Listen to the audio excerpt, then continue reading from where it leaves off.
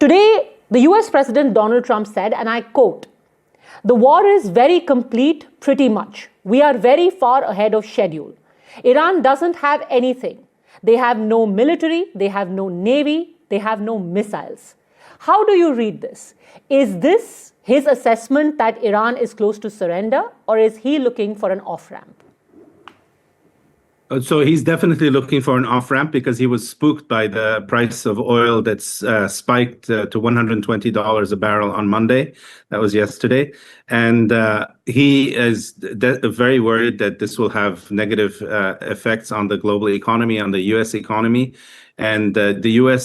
Citizen, the U.S. voter is extremely sensitive to the price of gasoline, the price of oil at the pump. And so he is clearly signaling that he wants the war to end. The problem for him is that the Israelis and the Iranians, that is the regime in Iran, don't want the war to end yet. They want to keep inflicting pain on each other, and the Iranians are the regime is in survival mode, and as such wants to teach the Americans a lesson that going after Iran will be extremely costly economically for America.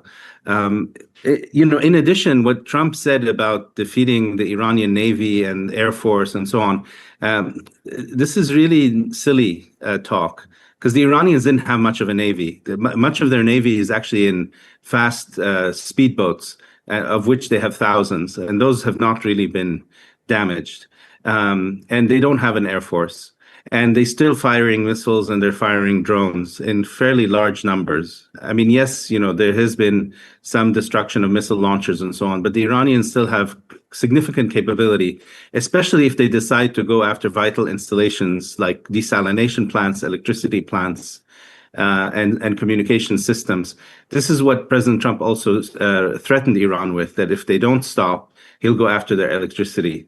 And that would be extremely damaging to Iran. So at the moment, they're both involved in a game of chicken and to see who will blink first.